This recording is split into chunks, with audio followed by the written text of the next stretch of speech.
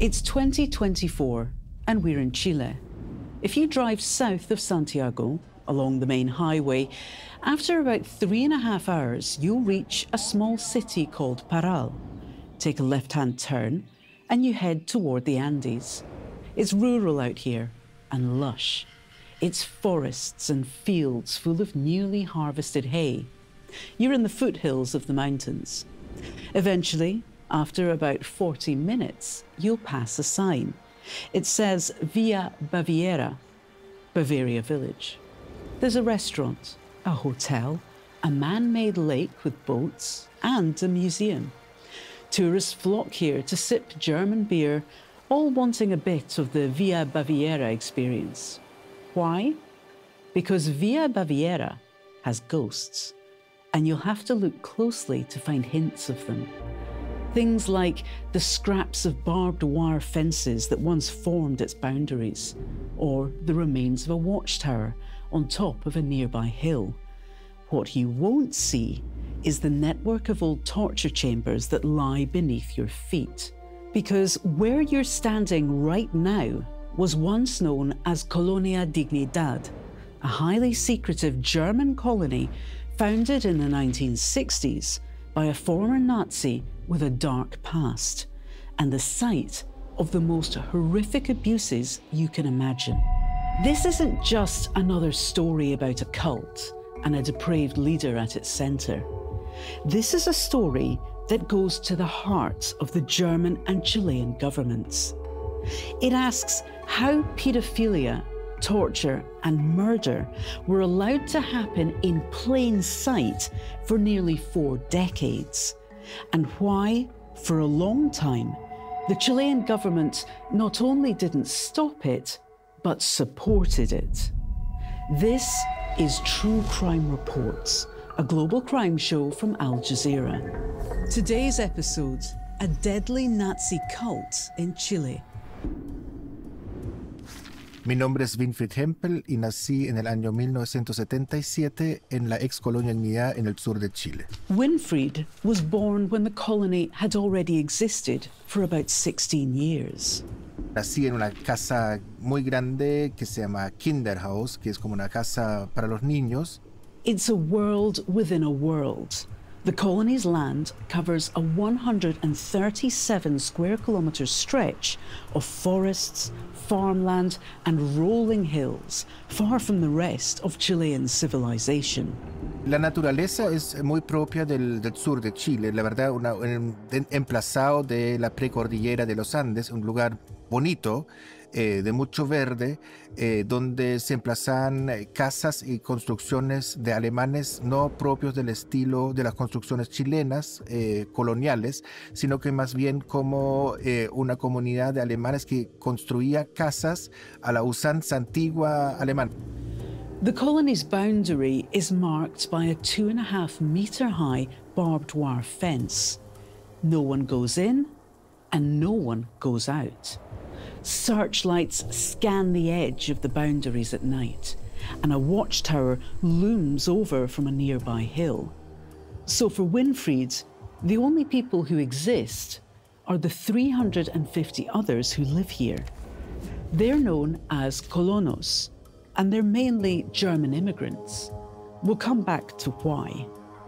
The men wear lederhosen, and the women wear aprons, their hair in pigtails. And every single one of these colonos must follow a strict set of rules. Here's Winfried. Las reglas de la comunidad eran sumamente rígidas.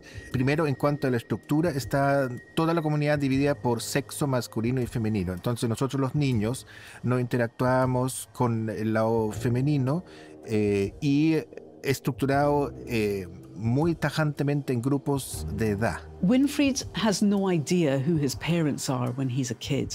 That's one of the rules here. He won't find that out for years to come. Yo ni siquiera conocía la palabra padre, o sea, no sabía qué significaba eso ni familia. Esos conceptos, es difícil imaginar que esos conceptos que nosotros los conocemos o el mundo normal lo conoce de forma natural y obvio, eran conceptos que no conocíamos. Men and women live in separate barracks, and marriage is banned. There's no money, and private conversations are not allowed. Eso, una cosa muy difícil de imaginar lo invasivo que es, lo invasivo y cómo en el fondo todo eso lleva a crear una especie de conciencia grupal muy extraño y hay que haberlo vivido para entenderlo como es. And the person at the top, watching over with an iron fist, the colony's founder, known to the colonos as Eternal Uncle, a man called Paul Schäfer. Schäfer was born in Germany in 1921. He served as a medic under the Nazis, and when the Second World War ended, he started working at a church with young boys. He was fired after rumours spread he'd been molesting them. Schäfer became a preacher and travelled around Germany. He became very interested in an American minister called William Branham, who preached about religious and racial purity. By this time, he'd gathered quite a few followers, mainly war widows with children. People say he was a gifted speaker with an authoritative presence. Here's Winfried. Siempre se dice que Schäfer habría sido una persona carismática. No, él imponía con un aspecto huraño, un aspecto de muy pocas palabras, muy serio, muy severo.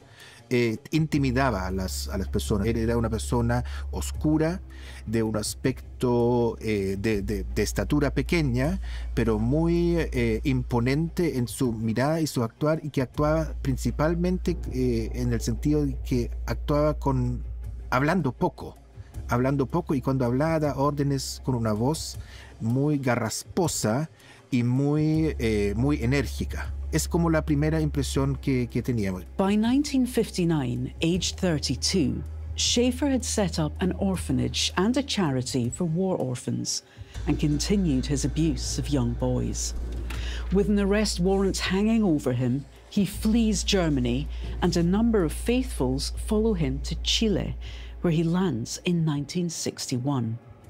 He chooses the isolated foothills of the Andes as the location for his biggest experiment yet. Incredibly, Schäfer manages to set up his new colony as a charity. He wants the outside world to see them as a peaceful farming community. There's a bakery, a school, and a state-subsidized hospital which offers free treatment to locals. He calls it the Dignity Colony, Colonia Dignidad. It sounds too good to be true. Word gets out. There's one local boy, Francisco del Carmen Morales, who's 10. His family lives in poverty, and Francisco begs his mum to let him move to this new German utopia just round the corner. She agrees. Francisco moves in the mid-1960s and is immediately taken in by Schäfer's second-in-command, a man called Hugo Bear. Little Francisco is renamed Franz Bear, and initially he embraces the German culture and forgets his native Spanish. But within a year, he realizes it's not as it seemed. In years to come, Franz will suffer beatings with electric cables and will eventually be so injured he'll be sent to Colonia Dignidad's hospital, where he'll be injected up to 3 times a day with unknown drugs and given electric shocks. He will be made to stay in that hospital for 30 years. Here's Winfried. Se desarrollan prácticamente en un régimen brutal de esclavitud, de explotación, todos los años 60. En ese sentido hay que entender que llegó esa comunidad como un gran grupo a la precordillera de los Andes, a un lugar donde no había ninguna edificación. Dios nos llevó aquí en medio de la nada y hay que seguir el mandato divino y tenemos que crear aquí como una especie de lo que él llamaba la tierra prometida, ¿ya? Entonces eso se transformó muy rápidamente en un régimen en el cual los adultos fueron explotados salvajemente y los niños también trabajaban de día. The men, women and children who work the land do so for free. They work 16-hour days, 7 days a week, and they get just one rest day a year.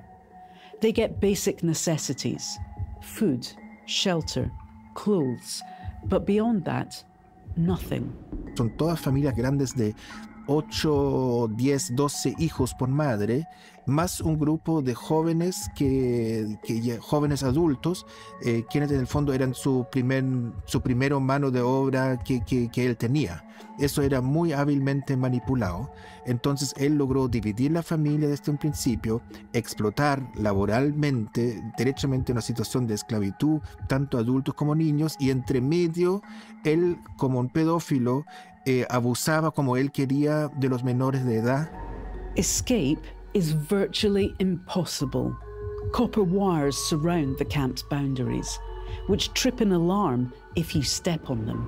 Y si uno lograba ser atrapado, primero tenía que atravesar para llegar a Santiago por un país que no conocían, porque nunca habían salido desde que llegaron a la colonia, prácticamente 400 kilómetros de territorio enemigo. La misma policía, si te encontraba, te devolvía a la colonia, que se dio muchas veces, que la policía ya sabía, ahí camina un alemán, ya lo subían al carro y lo devolvían así como de lo más normal. On the outside, though, the colony resembles a German utopia. Colonia Dignidad también desde su instalación fue vista por la sociedad chilena como, por un lado, como una sociedad de beneficencia donde efectivamente se levantó un hospital que prestaba atención a la población aledaña. This is Evelyn Hevia. She's been researching Colonia Dignidad for a decade. Entonces también representaba algo que a mediados de los 50 también estaba muy en boga en todo el mundo, que era como el milagro de la economía alemana, de cómo Alemania había logrado sobreponerse a la Segunda Guerra y crecer económicamente, y de algún modo ese milagro alemán también era posible observarlo en el milagro de esta colonia alemana que había sido muy rápidamente y muy eficientemente vista como un ejemplo de construir en ese fondo un, comillas, paraíso en la tierra. A decade in, Schäfer and his inner circle have continued operating with pretty much full impunity. The laws that apply to the rest of Chile do not apply here. And as 1973 arrives, the impunity is about to reach new levels. It's the 11th of September, and over in Santiago, a military coup has installed a new president. His name is Augusto Pinochet. He'll quickly create an oppressive dictatorship, banning all other political parties and repressing opponents. And he's about to become Paul Schäfer's ticket to a whole new kind of terror. Pinochet and Schäfer meet for the first time in 1974. The two men get on well, and very soon their friendship will prove extremely useful to both of them.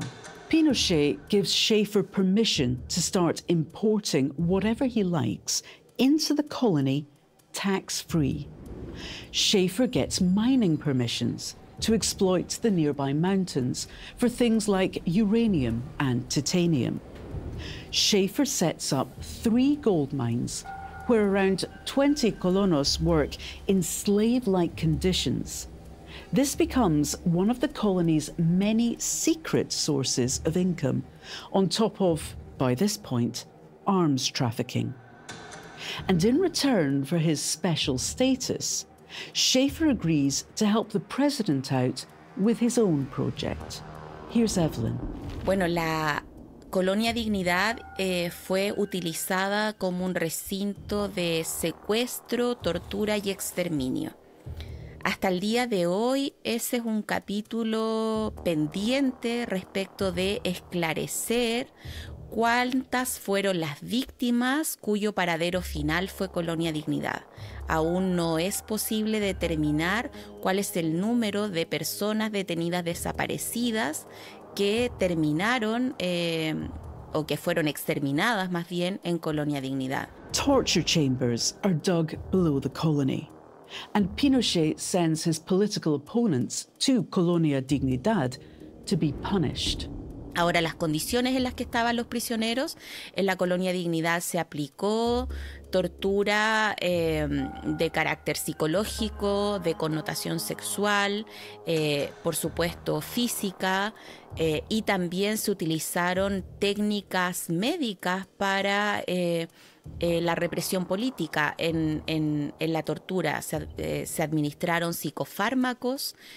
Hay declaraciones de sobrevivientes que fueron drogados durante la dictadura. Evelyn says there were at least 2 chambers that were used for torture.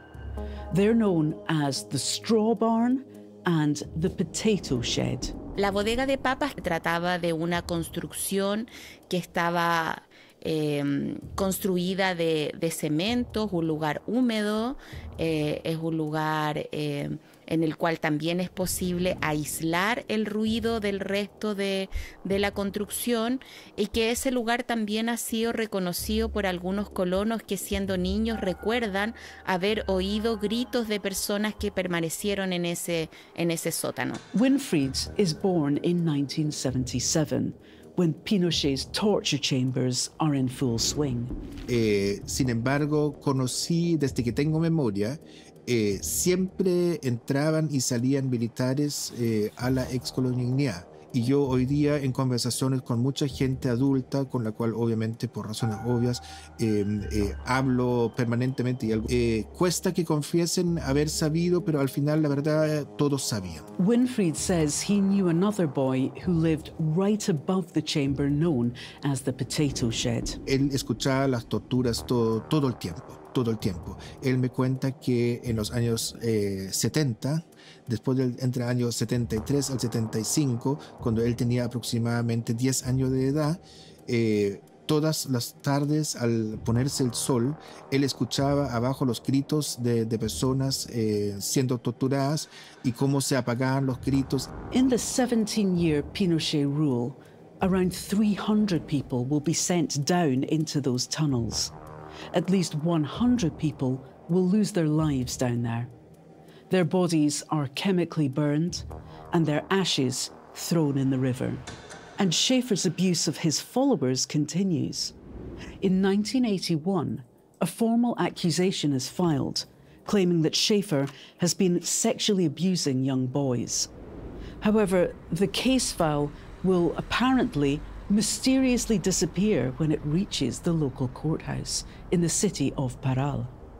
The judge dealing with the case allegedly lives in a house owned by Colonia Dignidad. By 1990, Pinochet's bloody and oppressive regime has reached all corners of life in Chile.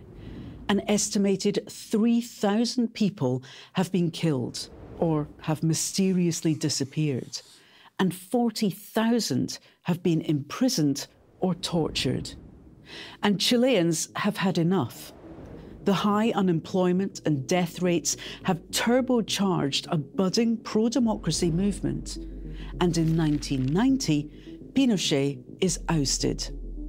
A democratic government takes over, and it turns its eyes towards the south, to the hills near the city of Parral and the empire that Paul Schäfer has built for himself there. Winfried is just 13 by this point. The torture chambers beneath his feet are quiet for the first time in years, and his life may be about to change forever. Whispers about what's been really going on in the colony have been spreading for years. And Chile's new president, a man called Patricio Aylwin, is keen to investigate what's been going on. In 1991, the government strips the colony of its charitable status and says they'd violated labour, tax and customs laws. That same year, in a rebrand attempt, the colony is renamed Villa Baviera. But a National Commission for Truth and Reconciliation is set up to investigate the crimes committed during the Pinochet years. And from here, Schäfer's carefully constructed empire begins to unravel. In 1996, when the colony is 35 years old, a Chilean court issues an arrest warrant. Paul Schäfer is charged with sex crimes, and he flees. And so the 300 or so followers that are left are open for questioning. Winfried says that one day, when he's 20 years old, not long after Schäfer fled, he's ordered to leave the colony. There are rumours that investigators are on their way, and Schäfer's inner circle tells some of the younger colonos to lie low for a while. It's the first time Winfried has ever stepped outside, and he doesn't know it yet, but he'll never return. Como totalmente, como se dice, Mowgli saliendo de la selva, no hablaba el idioma de la... No sabía, no había visto un semáforo, cómo se cruza en la calle, totalmente fuera, como caído de otro planeta a ese mundo civilizado. Pero cuando uno es joven, uno es muy moldeable y muy flexible, y yo rápidamente caí en cuenta de lo que estaba saliendo, que era una total locura. Paul Schäfer will be on the run for 8 years in Argentina. He's eventually tracked down by a Chilean lawyer and Chilean journalist. They find him in hiding, now an 84-year-old man, in a small farm a few hours from Buenos Aires. He's extradited to Chile, where in 2006, he's sentenced to 20 years for the repeated sexual abuse of 25 minors. He later gets additional charges for weapons violations and torture. He will die in prison just 4 years into his sentence at the age of 88. And the deep investigation into Colonia Dignidad, now Via Baviera, finally begins. Chilean authorities raid the site, uncovering a stockpile of weapons that had been produced there, including chemical and biological ones. They also find pages and pages of files. As of 2013, about 30,000 of these documents have been kept top secret at Chile's police intelligence headquarters. Nobody knows what they say. In February 2013, 5 of Schäfer's top accomplices are imprisoned. So where are we now? A lot of ex-colonos have moved back to Germany. About 100 of them were drawn back to their roots in the area north of Düsseldorf, where they've been offered state welfare. Having left the colony aged 20, Winfried was helped by people he met on the outside. He stayed in Chile and studied to become a lawyer. He now lives in Santiago and has devoted his life to getting justice. To date, he's persuaded 120 ex-members to join him in filing a lawsuit against the German and Chilean governments. In 2022, he won a small victory against the colony, forcing the sale of one of the site's properties. The 1.5 million euros went to 11 Chilean victims. So far, the German government has made a one-off payment of 10,000 euros to each of the German victims and to the Chilean children who were trafficked there, which, for many victims, including Winfried, is not enough. So he's working on a class action suit to demand justice for the horrors that he and the other colonos endured. Gente que pasó el ciclo vital completo en la ex Colonia Dignidad y que nunca se le pagó un sueldo, no se les pagaron las imposiciones para que jubilen, no tienen ya redes familiares porque lo han perdido en 50 años de vida aislada de la comunidad, y todo eso hay que abordarlo desde el punto de vista integral y no solamente penal en perseguir las víctimas ni económico en las reparaciones civiles, sino que integral, con ayuda psicológica. Evelyn believes both the German and Chilean governments bear responsibility for the crimes committed by Paul Schäfer and his confidants over nearly 4 decades. La supresión de los derechos de quienes trabajaban, los colonos, que eran esclavizados al interior de Colonia Dignidad, que no tenían derechos laborales, que no recibían un salario, que no tenían derecho al descanso, por ejemplo. Todo eso era conocido incluso antes de la dictadura por las autoridades chilenas y por las autoridades alemanas. In 2016, Germany's then Foreign Minister, Frank-Walter Steinmeier, said that the handling of the colony was not a glorious chapter in the Foreign Office's history, and that for years German diplomats at best looked away and undoubtedly did too little to protect their fellow Germans in the colony. We approached the German and Chilean governments for comment. The German Foreign Office said that coming to terms with the human rights violations of victims in the so-called Colonia Dignidad is very important for the German government. They said they'll continue to support the Chilean government in this project and make its contribution. The Chilean government didn't respond. Remember Franz Baer, who was once a desperate 10-year-old called Francisco? Well, he's kept his German name.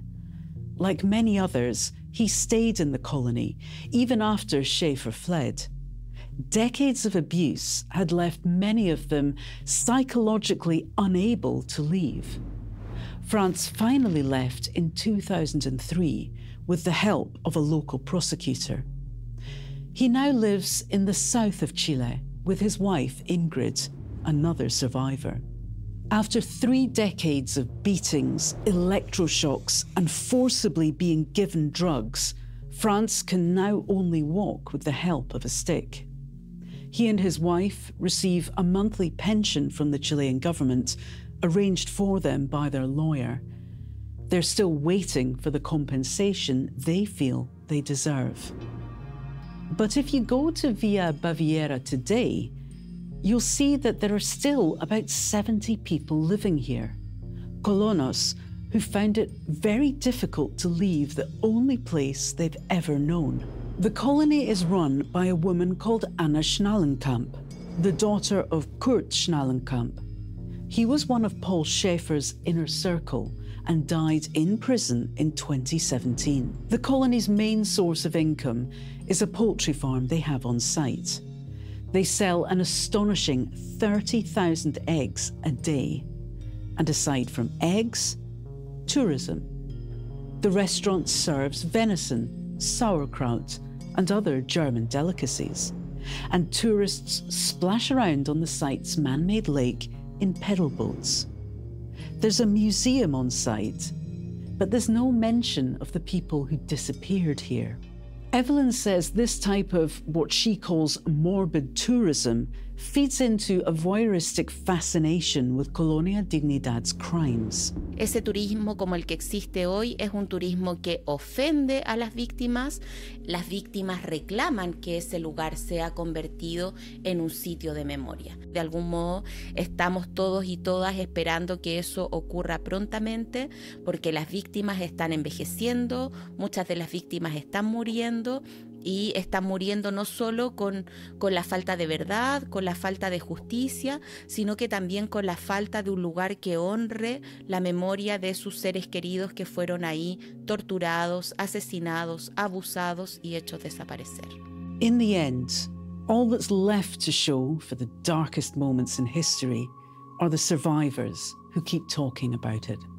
Here's Winfried. Que también es importante dar a conocer esas historias trágicas, porque en ese sentido es importante lo que hoy día desde el punto de derecho se llama las garantías de no repetición, porque los que somos víctimas de una secta, tenemos que relatar lo que pasa dentro de las sectas, tenemos que relatar los esquemas de funcionamiento de cómo captan a sus víctimas, cómo explotan a sus víctimas y cómo se puede salir de las sectas, y todo eso porque el destino o la divina providencia o el karma o como quieras llamarlo me ha puesto en ese trance. Yo lo estoy llevando así.